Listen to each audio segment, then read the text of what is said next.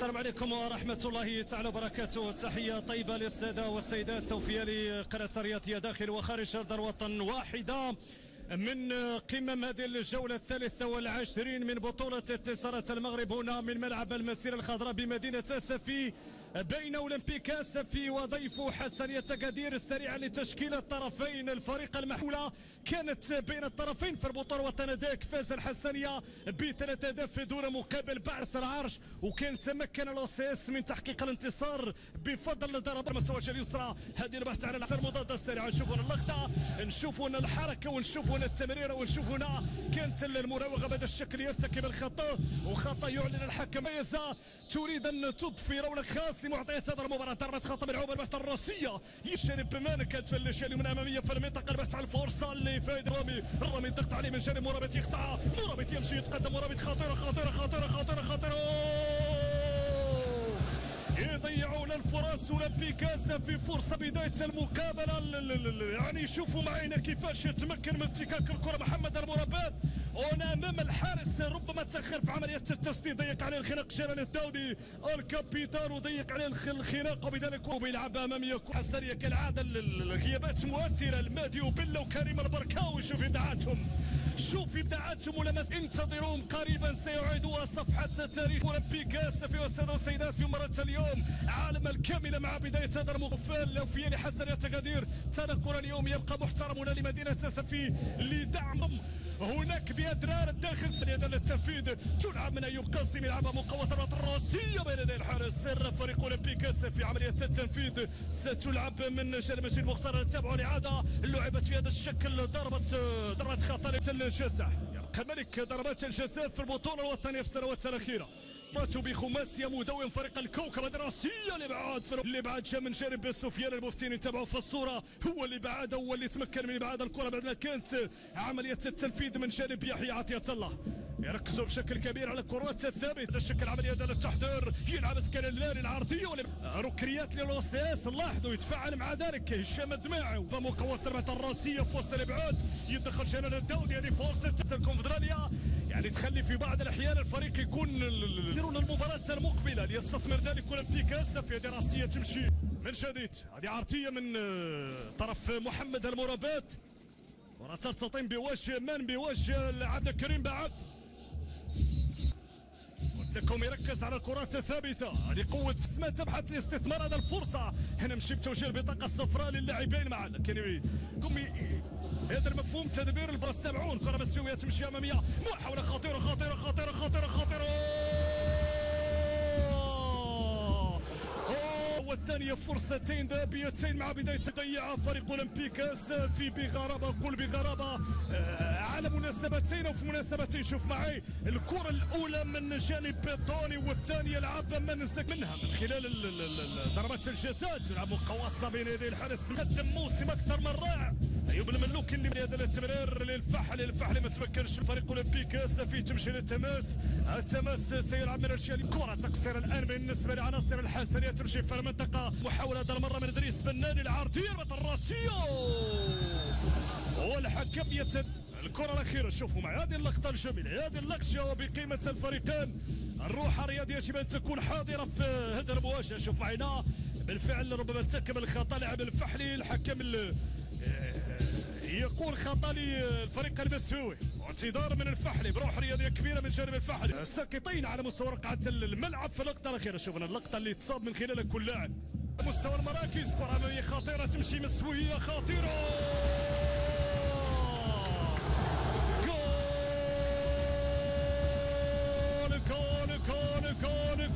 جول الفريق المسوي يفعل.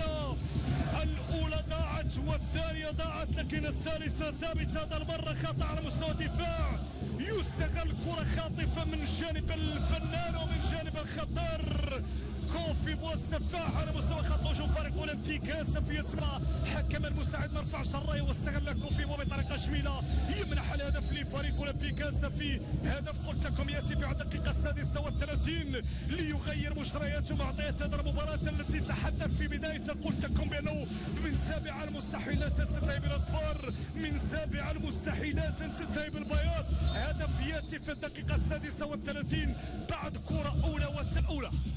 يبحث فريق الحسن هدف التعادل. هذه كرة راسية تمر بعد خطأ من جديد. خطأ شوفوا معي المرابط هو الاقطاع امام البوفتيني المره الثانيه. حاول استثمار الكوفي ولكن ينقذ الموقف. البوفتيني في المره الثانيه ينقذ الموقف وتمكن من ارجاع الكره للحارس. الحكم قال له مواصل اللاعب، قال له ما كانش هناك ربما للدخول مكان كوفي غيكون هناك سيوف انتظار. نشوفوا الكره الان مشات لفريق السوسي. الحس ولا تمشي للفريق السوسي يتقدم. خطيرة لكن جاب اولمبيك اسفي يلعب منقوص العدد لاعبين خارج الملعب. كان هناك كل من مرابط وكذلك تلعب مقوصة على الراسية. فرصة حسن للحسني لكن كملت الحاج يخرجها. تمشي من جديد الركنية الثانية. خاطفة بعد يعطيها بهذا الشكل مقوص الراسية والحكم يقول خطأ لفريق اولمبيك اسفي. لاحظوا معي بعد الهجوم الى الجانب الدفاعي الأجنحة. هذه محاولة مشات مقطوعة بهذه الطريقة. شميلة كان أن يسجل هدف من أروع الأهداف. كان سيكون هدف الفحلي لو استثمر هذا الكرة. يذكرني بهدف اللي كان سجله بطريقة قل ما يقال عن رائعة أمام فريق النهضة البركانية. مرة أخرى يختف الأضواء لكن هذا المرة كورته كانت اوت. يوسف الفحلي نشوف انا اختفى الكره. حكم قال له ما كاين شيء خطا بتاتا يلعبها الفحلي. حاول يلعب كره ساقطه في الزاويه 90 من مرمى الحارس ماجد مختار. والحسنيه يضيع ابرز فرصه مع بدايه هذه الجوله الثانيه. الفحلي يتوغل الفحلي يراوغ الفحلي العرضيه من الفحلي هذه راسيه. ساحه محمد الحيح يوقف المقابله من اجل اعطاء الكره لفائدتهم فيها وفيما الجماهير السوسيه. دعم لا مشروط كالعاده. دعم كامل قياسية في ملعب درار. مباراة الرعب في التعامل بجدية وبقوة وبحضور كبير يليق بما يقدم الفريق من إبداع وإمتاع ومباريات كبيرة في هذا الموسم. الحسنية وجماهير الحسنية. أنا ضربة خطأ تلعب خطيرة.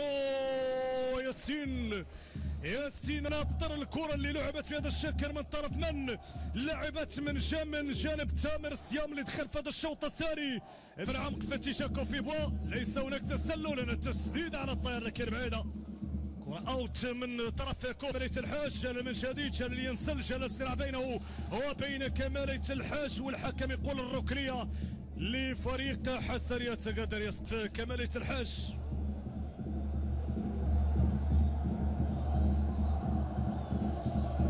اللقطة من خلال يعني كان تدخل من كمالية لا اللقطة اللي تابعنا هذه ينسى طوني يمشي طوني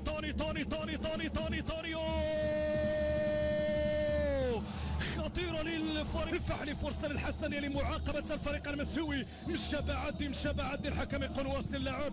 الكوفي تمشي لفائدة يحيى يبحث عن العرضية الحارس ذاك الحكم المساعد. شوفنا اللقطة الفعل انه لمس الكرة بيده الحكم ينتبه لذلك الحكم المساعد.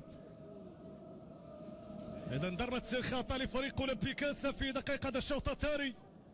تقدم لنا بعض الاشارات ذلك مزيدا من الاهداف. وكاموندي في ماذا وبالنسبه لكاموندي في ماذا شمت معي يعلم جيدا بانه الانتصار اليوم سيكون غالي وثمين لفريق اولمبيك. يمشي مباشره المركز الرابع مؤقتا. يكون انتصار مهم. شوفوا نتابعوا مع المحاوله التي اكتست طابع الخطوره. الكره الابرز للوسيس كانت بهذه الطريقة اللي تقدم توني حضرها وتسديد الكرة بهذا الشكل. زكريا يدير وتمر بسلام عن مرمى الحارس عبد الرحمن الحواصلي. ومثل هكذا كرات قد يندم عليه كل فوش للخنبوبي. كرة لفريق الحسنية دي العرضية الراسية يدخل كلاوديو. مشات لي الشوش بنفس الطريقة كذلك يعتمد يمنى للخنبوبي. خنبوبي فتش يمال. الخنبوبي يختار العرضية الراسية خطيرة. بقية اللاعبين أنا نشوفوا ونتابع العرضية اللي كانت من طرف اللاعب ممر الكرة بسلام. الكرة الأخيرة اللي كانت مشات راسية ماركوفيتش. الثاني لفريق حسنية قدير يبقى الأفضل في هذه الجولة الثانية. دي راسية خطيرة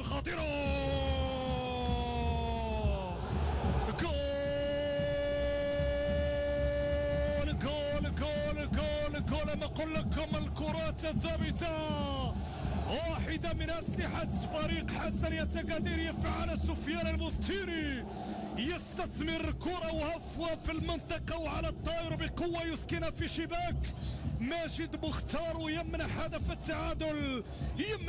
التعادل لفائدة فريق حسن يتقدر. شوف معي مزيغا، فخامة اسمك تكفي لترعب الخصوم في المدرجات، وجمهورك يراعي نص ما أجمل اللوحات والإبداعات.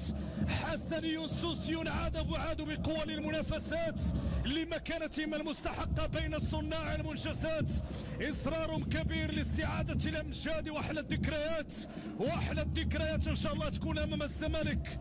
الحسني يعدل النتيجة بهذا الشكل راسي. التحضير من الفحلي حضر للبوفتيني والبوفتيني سكن في الشباك ومنح هدف التعادل لفريق حسن يتقدر. ما أقول لكم مباراة لم تنتهي، فريق المسفي ربما منح الفرصة في هذا الشوط الثاني لحسن يتقدر.